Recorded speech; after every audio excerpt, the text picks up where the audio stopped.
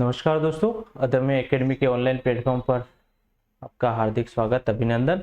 आज जो टॉपिक पढ़ने वाले हैं वो है हमारा विषाणु जनित रोग, है ना। हमने पिछली क्लास के अंदर पढ़ लिया था, क्या क्या पढ़ा था। एक तो हमने पढ़ लिया था रोग और एक पढ़ लिया था हमने जीवाणु जनित जो रोग थे, और उसको हम कैसे याद कर रहे थे। अब तो हिम्मत बहुत है ना। और अब हम जो है ना, विषाणु जनित रोग। और विषाणु जनित रोग आपने देखा होगा, विषाणु जनित रोग है ना, उसको कैसे याद करेंगे, रफ पेपर से याद करेंगे। कैसे याद करेंगे, रफ पेपर। कैसे याद करेंगे, रफ पेपर, है ना। आर का मतलब होता है ना, रिंडरपेस्ट एक बीमारी होती है, और एक बीमारी और होती है, वो होती है आपकी रेबीज, है ना। आर से क्या हो जाएगा, रिंडरपेस्ट, आर से क्या हो जाएगा, रेबीज। क्लियर, दो रोग। और एक हो जाता है रफ, है ना। एफ का मतलब हो जाएगा फुट एंड माउथ डिजीज, जिसको हम किसके नाम से जानते हैं, FMD, है ना। फुट एंड माउथ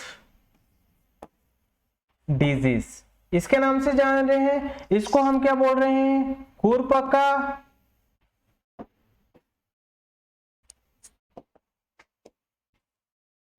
खुरपका, मुंहपका, है ना बीमारी। ये सारी जो भी बीमारी है ये किससे है, विषाणु जनित रोग है, वायरस जनित रोग है, विषाणु जनित रोग है। रिंडरपेस्ट की बात हो गई, है ना, रेबीज की बात हो गई, है ना, FMD की बात हो गई, फुट एंड माउथ डिजीज इसको बोलते हैं। और किसकी बात होगी, पेस्टिडेस पेस्टाइटिस रूमिनेंट्स, है ना। पेपर से किसका हो गया, पी से पेस्टिडेस और पेस्टिस और रूमिनेंट। Clear point. और हम ये जो रोग हैं विषाणु जनित, है ना, उनके लक्षण के बारे में देखेंगे कि उनके लक्षण कौन कौन से होते हैं। और सबसे पहले इसमें हम जो देखेंगे, तो सबसे पहले जो हो जाएगा वो हो जाएगा हमारा रिंडरपेस्ट। और रिंडरपेस्ट के बाद में हम अगर बात करें, रिंडरपेस्ट के बाद में अगर हम बात करें तो कौन सा रोग हो जाएगा, रिंडरपेस्ट के बाद में रेबीज हो जाएगा। और रेबीज के बाद में अगर हम बात करें तो रेबीज के बाद में कौन सा हो जाएगा, कौन सा हो जाएगा, रिंडरपेस्ट के बाद में रेबीज और फुट एंड माउथ डिजीज, और उसके बाद में हो जाएगा पेस्टिडेस पेस्टिस रूमिनेंट। तो चलिए आइए देखते हैं, हम रिंडरपेस्ट से स्टार्ट करते हैं। और रिंडरपेस्ट क्या होता है उसके बारे में थोड़ी सी जानकारी हम ले लेते हैं। तो फर्स्ट हेडिंग डालेंगे, फर्स्ट जो रोग है विषाणु जनित, उसका नाम क्या है, रिंडरपेस्ट, है ना। रिंडर पेस्ट, क्या नाम है, रिंडर पेस्ट। तो सबसे पहले इसकी हम बात करें, है ना, तो किस वायरस से फैलता है, तो इसका जो वायरस हो जाएगा वो हो जाएगा para myxo virus. Clear point. सबसे पहली बात तो ये याद रखना है कि ये किस वायरस से फैल रहा है, तो कौन सा वायरस हो जाएगा, पैरा मिक्सो वायरस। और इसका जो उपनाम है उसको, ये जो रिंडरपेस्ट है इसको और किन किन नामों से जाना जाता है, तो एक तो जाना जाता है इसको पशु माता, किस नाम से जानते हैं, एक हो जाएगा आपका पशु माता और एक हो जाएगा आपका पोकनी, है ना। इस रोग को हम पोकनी के नाम से भी जानते हैं और पशु माता के नाम से भी जानते हैं। और इस रोग में आपको क्या देखने को मिलेगा, है ना, पशु की जो आंखें होगी वो कैसी हो जाएगी, लाल। मतलब हम लिख सकते हैं कि जो आंखें होती है वो कैसी हो जाएगी, आंखें होगी वो कैसे हो जाएगी, लाल, आंखें लाल। क्लियर पॉइंट, तीन चीजें क्लियर होगी। फिर अगर हम बात करें और क्या क्या होगा, तो और क्या क्या होगा इसमें, एक तो बुखार आ जाएगा पशु को, और क्या होगा, खूनी दस्त, है ना, खूनी दस्त लगेंगे। फिर और हम बात करें, है ना, कि इसको हम क्या बोलते हैं, शूटिंग या फिर पिचकारी डायरिया। डायरिया का मतलब क्या होता है, दस्त लगना, है ना। पिचकारी का मतलब तो समझते ही हैं आप। फिर हम बात करें है ना। और किसकी बात करें, और मृत्यु के समय अगर तापमान की बात करें इस रेंडर पेस्ट की, है ना, मृत्यु के समय तापमान, है ना, मृत्यु के समय अगर तापमान की बात करें, किसकी बात करें, मृत्यु के समय तापमान की, है ना, तापमान तो कितना होगा, वो हो जाएगा आपका 98 डिग्री फ़ारेनहाइट। और क्या क्या देखें, इसके इलाज में क्या क्या उपयोग किया जाता है, अगर इलाज करना है तो इलाज में हम क्या क्या उपयोग करेंगे, इसमें वो चीजें भी देख लेते हैं। तो इलाज में हम क्या क्या उपयोग करेंगे यहाँ पर, एक तो हम एम्पीसिलिन, है ना, क्या एम्पीसिलिन का उपयोग करते हैं, और दूसरा हम किसका उपयोग करते हैं, क्रोम का उपयोग करेंगे, और किसका उपयोग करेंगे, एविल आता है उसका उपयोग करेंगे, और किसकी बात करेंगे, और किसकी बात करेंगे, सल्फेट की, किसकी बात करेंगे, सल्फेट की, है ना। तो ये आपको ध्यान रखना है। और इसका एक चीज और ध्यान रखना कि इसका जो टीकाकरण होता है, इसका जो टीकाकरण होता है वो कब होता है, प्रत्येक वर्ष के जून माह के अंदर टीकाकरण होता है। तो हमने रिंडर पेस्ट के बारे में कुछ जानकारी इकट्ठी करी, और जो जानकारी थी वो क्या थी, ये किस वायरस से फैला था, मोस्ट इंपोर्टेंट पैरामिक्सो वायरस से, ठीक है ना। फिर आपको ध्यान रखना है कि इस रोग को पशु माता और पोकनी के नाम से भी जाना जाता है ना। फिर रिंडर पेस्ट की बात करें कि इस रोग में क्या हो जाएगी, आंखें कैसी हो जाएगी, लाल हो जाएगी, इसमें जो बुखार होगा, बुखार आ जाएगा, और खूनी दस्त लगेंगे, है ना। तो ये आपको ध्यान रखना है।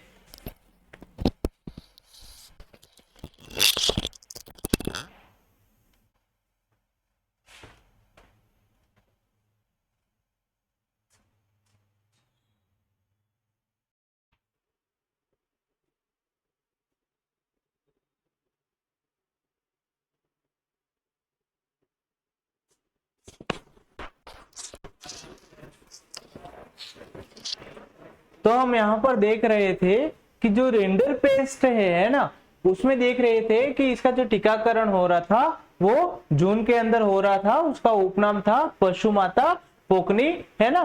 तो इन्हीं नामों से, और मृत्यु के समय इसका तापमान 98 डिग्री फ़ारेनहाइट होता है ना। तो ये आपको ध्यान रखना है। फिर अगर हम बात करें नेक्स्ट जो आ जाएगी डिजीज, वो आ जाएगी आपकी रेबीज, है ना। कौन सी हो जाएगी, रेबीज हो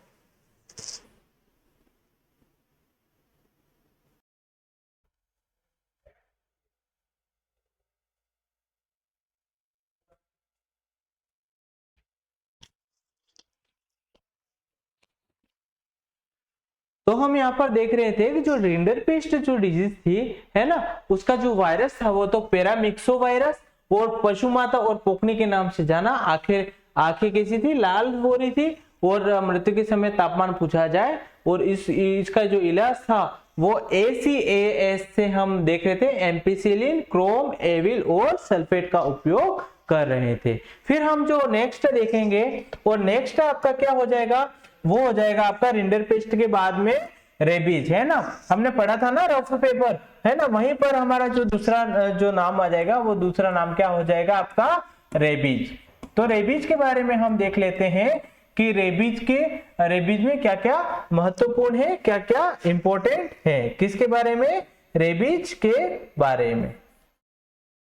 अगर रेबीज की बात करें तो सबसे पहले हम तो क्या लिखेंगे, ये कैसा है, विषाणु जनित रोग। कैसा रोग है ये, विषाणु जनित रोग, विषाणु जनित रोग है। क्लियर पॉइंट, ये रेबीज कैसा है, विषाणु जनित रोग है। और इसके जो उपनाम है ना, वो इंपॉर्टेंट है। उपनाम क्या क्या हो जाएंगे इसके, अगर उपनाम की बात करें तो उपनाम क्या क्या हो जाएंगे इसके, एक तो इसको बोलते हैं जला टांका, जला टांका के नाम से भी जानते हैं। और इसके उपनाम पूछे तो लाइसा, लाइसा के नाम से भी जानते हैं इसको। और किस नाम से जानेंगे, तो इसको हम जानेंगे। और बात करें तो हिडकाव है ना, हिड काव के नाम से भी जानते हैं। और अगर नाम करें इसके हाइड्रोफोबिया है ना, हाइड्रोफोबिया के नाम से भी जानते हैं। हाइड्रो का मतलब होता है पानी, फोबिया का मतलब होता है डर, है ना, मतलब पानी से डर लगना, और उसी को हम क्या बोल रहे थे, हाइड्रोफोबिया कह रहे थे। फिर अगर हमने नेक्स्ट बात करी, इसी रोग का हम बोल रहे थे कुत्ते का पागल होना, है ना। इन सभी के ये क्या हो जाएंगे, ये रेबीज के सारे उपनाम हो जाएंगे। इन नाम से भी इसको जाना जाता है। और सबसे महत्वपूर्ण तो ये आता है कि इसका रोग कारक कौन सा है। तो रोग कारक का अगर नाम पूछे तो कौन सा हो जाएगा, रेब्डो वायरस। कौन सा हो जाएगा, रेब्डो वायरस। Clear point. तो रोग कारक के बारे में आपको इतना सा ध्यान रखना है। फिर हम बात करें कि भारत में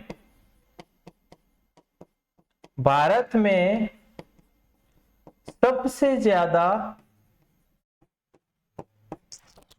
जूनोटिक है ना, सबसे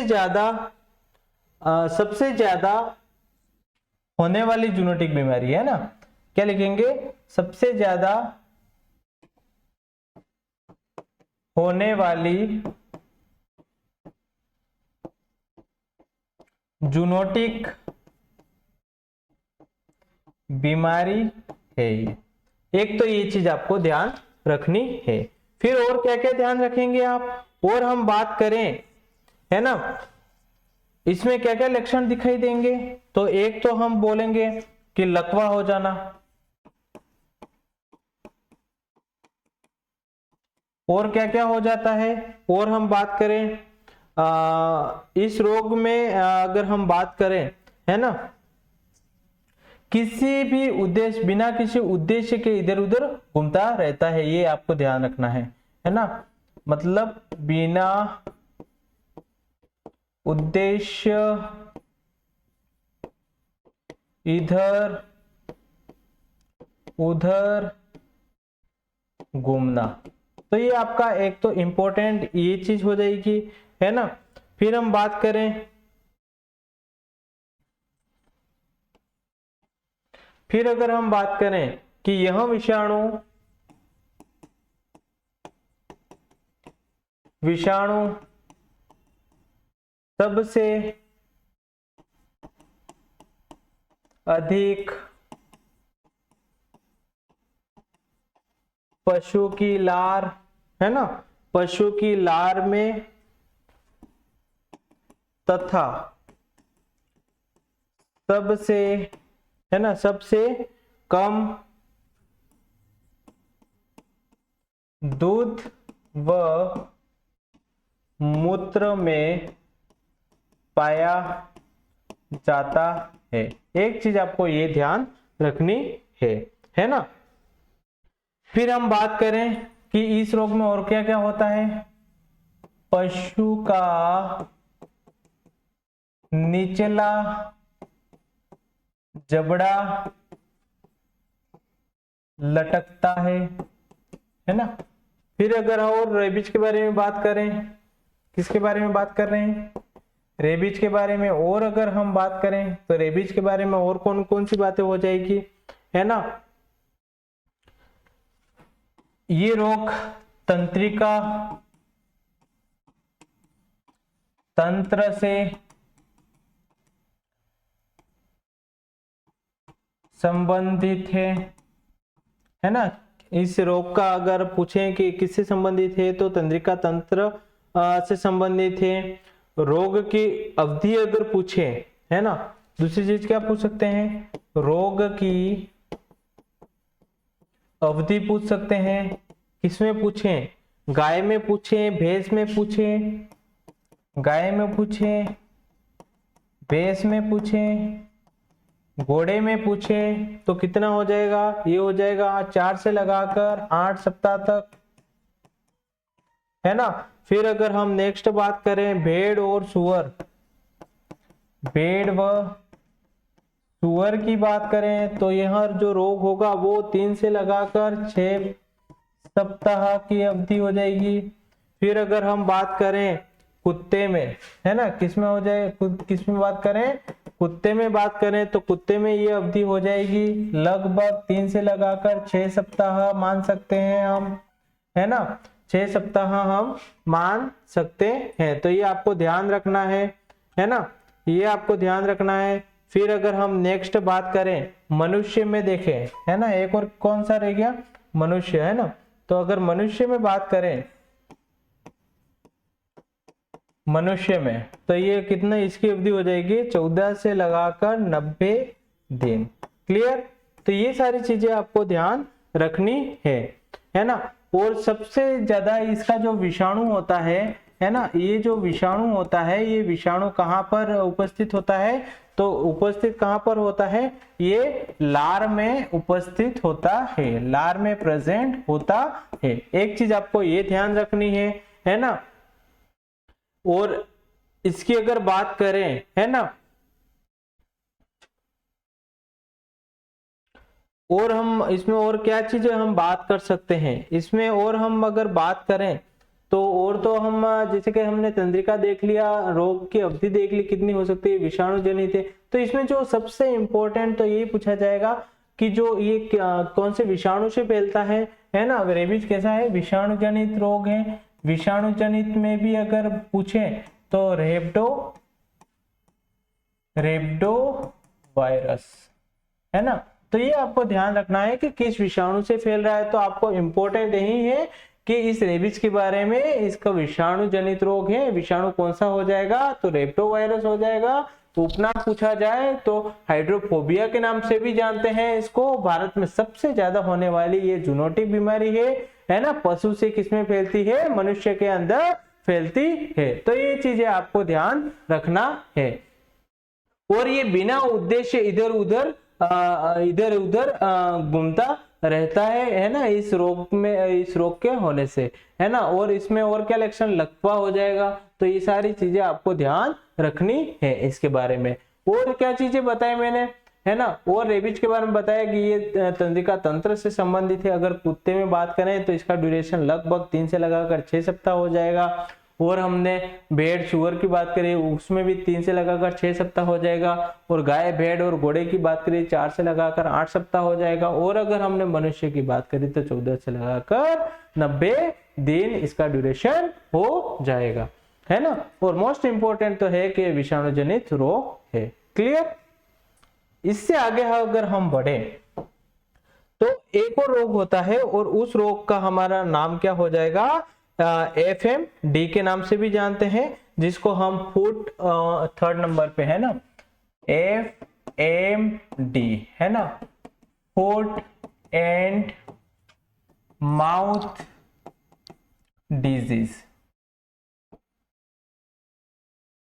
तो ये आपको ध्यान रखना है, फुट एंड माउथ डिजीज के नाम से भी जाना जाता है। तो हम इस FMD के बारे में जान लेते हैं कि क्या क्या लक्षण है ना, कौन सा विषाणु है, वो सारी चीजें हम देख लेते हैं, है ना।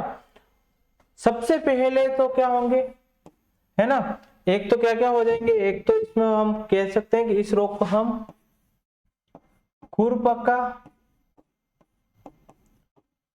मुंहपका रोग के नाम से भी जानते हैं, FMD।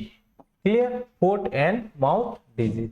क्योंकि सबसे पहले खुर के अंदर छाले होते हैं, फिर उसके बाद में कहां पर छाले हो जाएंगे? मुंह के अंदर हो जाएंगे। इसीलिए इसका नाम भी क्या रख दिया है? खुरपका मुंहपका रोग। इसी रोग को हम FMD के नाम से भी जानते हैं, है ना। तो हम कह सकते हैं खुर में छाले, और कहां पर? मुंह में, छाले। क्लियर पॉइंट यहां तक। फिर हम आगे बात करें कि इसके लिए हम किसका उपयोग करते हैं, तो तारपीन के तेल का उपयोग। ओके, इतना ध्यान रखना है।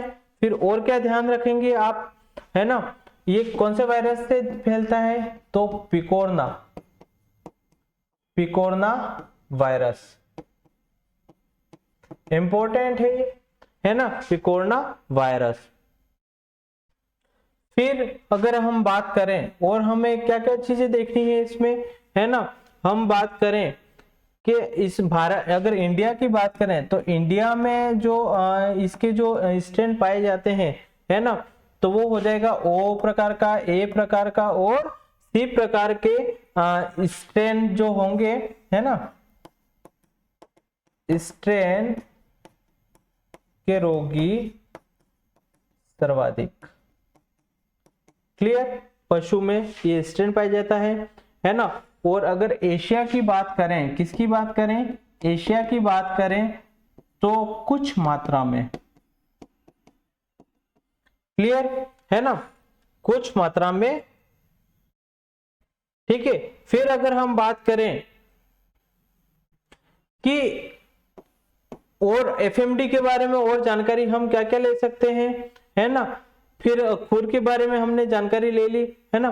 फिर इसमें एक और चीज होती है, दूध में है ना कमी, दूध में अचानक कमी। और इस दूध में अगर अचानक कमी हो जाती है तो इसको हम एक वर्ड से जानते हैं, एनोरेक्सिया के नाम से जानते हैं। अगर दूध में अचानक से कमी हो गई तो उसको हम क्या किस नाम से जानेंगे, एनोरेक्सिया। और एक और चीज होगी, इस फुट एंड माउथ डिजीज में पशु कैसे चलेगा, लंगड़ा कर चलना, ठीक है। तो ये फुट एंड माउथ डिजीज है, ये हम ध्यान लगा सकते हैं, है ना। और हम क्या कह सकते हैं,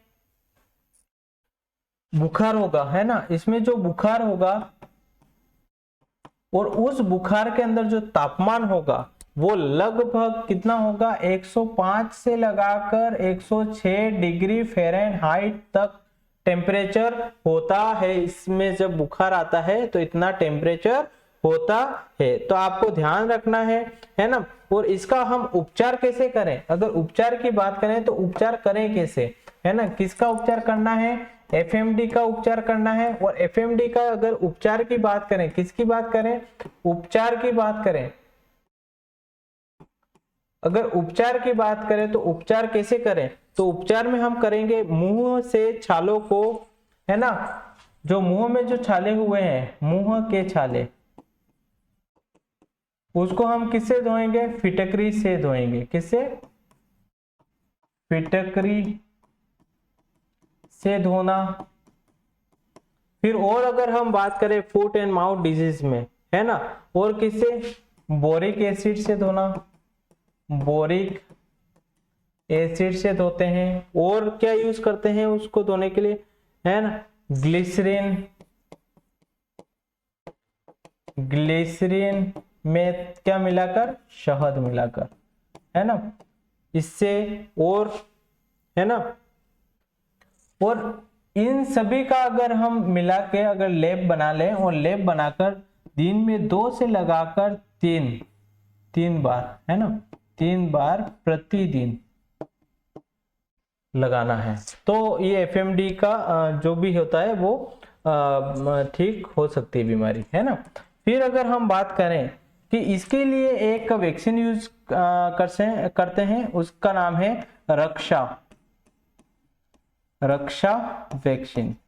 कौन सी वैक्सीन है, रक्षा वैक्सीन, है ना। और ये जो रक्षा वैक्सीन है ना, वो कितनी दी जाती है, 3 ml, है ना, वैक्सीन टीकाकरण। तो ये भी आपको ध्यान रखना है।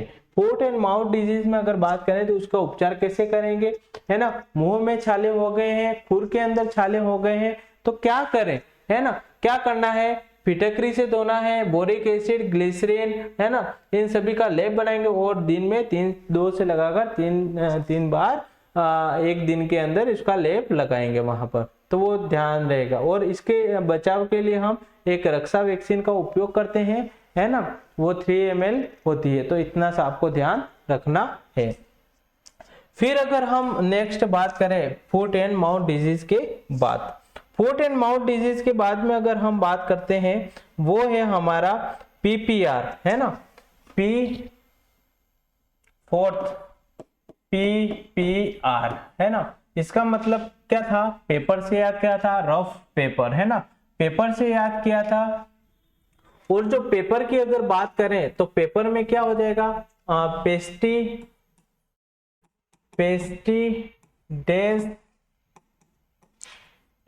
पेस्टिसाइड्स, है ना, रूमिनेंट,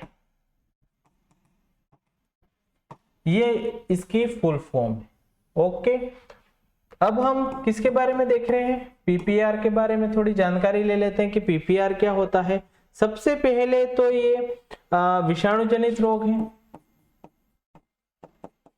विषाणु जनित रोग, ठीक है। और क्या हो जाएगा, है ना, इसके उपनाम क्या क्या हो जाएंगे, उपनाम की बात करें तो उपनाम क्या क्या हो जाएंगे इसके, अगर उपनाम की बात करें हम तो एक तो पेस्टिडेस पेस्टाइटिस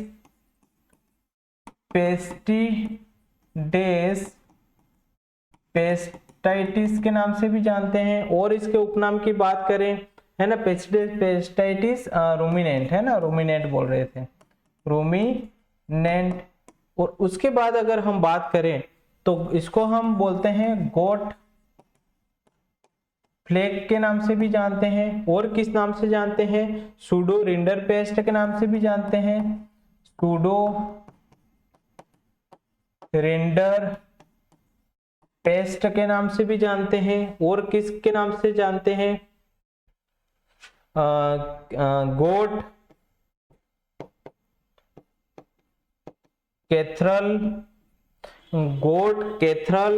गोट कैथरल फीवर के नाम से भी जाना जाता है। तो इतना आपको ध्यान रखना है कि इसके उपनाम क्या क्या हो जाएंगे। और सबसे इंपॉर्टेंट बात आती है रोग कारक की, रोग कारक कौन सा हो जाएगा, तो इसके रोग कारक हो जाएंगे मोरबिलाई वायरस। कौन सा हो जाएगा, मोरबिलाई वायरस, जिससे हम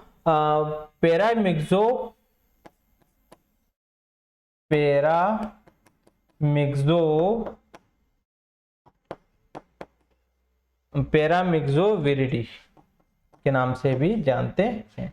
तो ये आपको ध्यान रखना है ना। और ये जो बीमारी होती है वो किस में होती है, मुख्यतः किस में देखने को मिलती है आपको, सबसे मुख्य अगर बात करें तो मुख्यतः हम भेड़ हो गया, है ना, और किस में देखने को मिलेगी, बकरी के अंदर देखने को आपको मिलेगी, है ना। तो ये बीमारी आपको ध्यान रखना है। और इसमें क्या हो जाएगा, मुंह व आंतों में सूजन। क्लियर, PPR में क्या हो जाएगा, मुंह और आंतों में क्या आ जाएगी, सूजन आ जाएगी, है ना। तो ये आपको ध्यान रखना है। अगर मुंह में और आंत में अगर बहुत ज्यादा मात्रा में भी अगर सूजन आ गई है तो भेड़ बकरी की मृत्यु भी हो सकती है। और इसमें क्या होता है, और क्या होगा, जो फीवर होगा मतलब यानी तेज बुखार आएगा, तेज बुखार, लगभग हम कह सकते हैं 106 डिग्री फ़ारेनहाइट, है ना। तो ये भी आपको ध्यान रखना है ना। तो ये PPR के बारे में थोड़ी सी जानकारी है जो कि बहुत एग्जाम के पॉइंट ऑफ व्यू से बहुत इंपॉर्टेंट है। इसको पेस्टाइटिस रूमिनेंट के नाम से जानते हैं। और इसमें ये एक कैसा रोग है, विषाणु जनित रोग है। और इसके अगर उपनाम की बात करें तो पेस्टाइटिस, है ना, रूमिनेंट के नाम से, गोट फ्लेग के नाम से, सूडो रिंडर पेस्ट के नाम से, गोट कैथरल फीवर के नाम से जानते हैं। और इसका रोग कारक पूछा जाए तो मोरबिलाई वायरस और पैरामिक्सोविरिडी के नाम से भी जानते हैं। और ये जो रोग है ये मुख्यतः भेड़ बकरी के अंदर आता है। और इसमें जो प्रभावित अंग है वो मुंह और आंत के अंदर सूजन आ जाती है। अगर किसी पशु के जैसे भेड़ हो गया और बकरी हो गई, और इन पशुओं के अंदर अगर मुंह और हाथ में ज्यादा सूजन आ गए हैं तो हो सकता है कि जो वो पशु है उसकी मृत्यु भी हो सकती है। और ये जो रोग है इसमें तेज बुखार आता है, लगभग कितने डिग्री फ़ारेनहाइट का, 106 डिग्री फ़ारेनहाइट का टेम्परेचर का बुखार यहाँ पर आता है। तो ये आपकी जानकारी हो गई आपका पेस्टिस रूमिनेंट, है ना। फिर हमने इससे पहले देखा था कि फुट एंड माउथ डिजीज की बात करी थी, इसके उपचार, है ना। मुंह में जो छाले हो जाएंगे, है ना, कौन से छाले, मुंह में और खुर के अंदर जो छाले हो जाएंगे, सबसे पहले तो जो जहां पर छाले हुए हैं उसको किससे धोएंगे, फिटकरी से धोएंगे, और इनका बोरिक एसिड, ग्लिसरीन और शहद इनका लेप बनाएंगे, और दिन में कितनी बार लगाएंगे, 2 से लगाकर 3 बार लगाएंगे, है ना। इसके लिए एक वैक्सीन का यूज किया जाता है, उस वैक्सीन का नाम है रक्षा वैक्सीन। क्लियर। अगर फुट एंड माउथ डिजीज की बात करें तो इस रोग को हम खुरपका मुंह पका रोग के नाम से भी जान रहे थे, क्योंकि सबसे पहले खुर के अंदर छाले आ रहे थे, फिर किसमें आ रहे थे, मुंह के अंदर छाले आ रहे थे, इसीलिए इसका नाम भी क्या रख दिया, खुरपका मुंह पका रोग, है ना। फिर हम बात करें कि इसमें किसका उपयोग किया जाता है, तारपीन के तेल का उपयोग किया जाता है। और ये किस रोग से फैलता है, अगर इसका कौन सा वायरस से फैलता है, तो ये आपका इंपॉर्टेंट है, किस वायरस से फैलेगा, ये पिकोरना वायरस से फैलेगा। और इसमें इंडिया के अंदर देखें तो ओ प्रकार का, ए प्रकार का और सी प्रकार के स्ट्रेन पाए जाते हैं, और स्ट्रेन पाए जाते हैं। और अगर एशिया की बात करें तो कुछ मात्रा में ही पाया जाता है। और ये वाला जब रोग हो जाता है तो अचानक से किसमें कमी आ जाती है, दूध में कमी आ जाती है ना। और दूध में कमी आना अचानक से, तो उसको क्या बोला जाता है, एनोरेक्सिया, है ना। और जो पशु होगा वो इस रोग के अंदर लंगड़ा कर चलेगा। फिर हमने इससे पहले बात करी थी, किसकी बात की थी, रेबीज की बात करी थी, है ना। ये भी कैसा रोग है, विषाणु जनित रोग है, और किस वायरस से फैलता है, तो रेबडो वायरस से फैलता है। कौन सा अंग प्रभावित होता है पूछा जाए तो तंत्रिका तंत्र प्रभावित होता है। और अगर रोग की अवधि कुत्ते में पूछी जाए, गाय भैंस घोड़े के अंदर पूछी जाए, भेड़ के अंदर पूछी जाए और मनुष्य के अंदर पूछी जाए तो आपको बताना है। और ये जो रेबीज रोग है वो एक जूनोटिक प्रकार का है, पशु से किसमें फैलता है, मानव में, या फिर पशु से किसमें फैलता है, पशु के अंदर ही फैलता है। क्लियर, है ना। फिर हमने इससे पहले देखा था कि जो रेबीज रोग है ना, उसका जो उपनाम थे वो आपको ध्यान रखना है। और मोस्ट इंपॉर्टेंट अगर ध्यान रखना है तो रोग कारक किसकी वजह से फैलता है, उसका कारण क्या है, वो सबसे आपको ध्यान रखना है। और भारत में अगर सबसे ज्यादा होने वाली जूनोटिक जो बीमारी है ना, तो वो कौन सी हो जाएगी, आपकी रेबीज वायरस, है ना। और अगर रेबीज वायरस में क्या होता है, चाहे वो इंसान हो और चाहे वो पशु हो, तो वो कैसे बिना किसी उद्देश्य के इधर उधर पागलों की तरह घूमेगा, है ना। और उसको किससे डर लगता है, पानी से भी डर लगता है, हाइड्रोफोबिया कहते हैं उसको, है ना। तो वो किसमें हो जाता है, आपका रेबीज रोग के अंदर। और इसी रेबीज रोग के अंदर क्या हो जाता है, लकवा होने की भी संभावना रहती है। तो ये आपको ध्यान रखना है। फिर हमने देखा था रिंडर पेस्ट, है ना। इस रिंडर पेस्ट के बारे में देखा था कि इसमें जो विषाणु जनित रोग है, सबसे पहले तो ये ध्यान है हमें, है ना। रिंडर पेस्ट की बात करें तो इसका जो रोग कारक है वो है पैरामिक्सो वायरस, और इसको हम पशु माता या पुकनी के नाम से जानते हैं। और इसमें जो आंखें हैं वो कैसी हो जाती है, लाल हो जाती है, बुखार आएगा, खूनी दस्त लगेंगे, है ना। और कैसा, पिचकारी डायरिया, है ना, पिचकारी दस्त आएंगे। फिर हम बात करें रिंडर पेस्ट की मृत्यु के समय इसका तापमान लगभग कितना हो जाएगा, 98 डिग्री फ़ारेनहाइट। और इसमें जो इलाज में जो हम उपयोग करते हैं, है ना, एम्पिसिलिन, क्रोम, एविल, सल्फेट, इनका उपयोग किया जाता है। और प्रति वर्ष जून माह में इसका टीकाकरण भी किया जाता है। कौन सा रोग, रिंडर पेस्ट। और इससे पहले हमने जो बात करी थी कि विषाणु जनित रोग, है ना, एग्जाम के अंदर जो क्वेश्चन किस तरीके से आएगा, निम्नलिखित में से विषाणु जनित रोग है, तो विषाणु जनित रोग हम कैसे याद रखेंगे, रफ पेपर, है ना। हम क्या पढ़ रहे थे, सबसे पहले हमने क्या देखा था, रिंडर पेस्ट, फिर कौन सा देखा था, रेबीज, इसके बाद कौन सा देखा था, फुट एंड माउथ डिजीज, और उसके बाद में हमने क्या देखा था, पेस्टिडेस पेस्टाइटिस, रूमिनेंट, है ना। तो ये 4 जो रोग है वो कैसे रोग है, विषाणु जनित रोग है। तो आज की क्लास हमने जो यहाँ पर पढ़ी है वो विषाणु से संबंधित ये क्लास थी, और इसमें हमें विषाणु से होने वाले रोग भी हमने यहाँ पर अध्ययन कर लिए हैं, और कौन कौन से रोग विषाणु से संबंधित है वो हमने यहाँ पर देखा है। तो आज की क्लास हम यहीं तक रखेंगे। धन्यवाद। जय हिंद, जय भारत।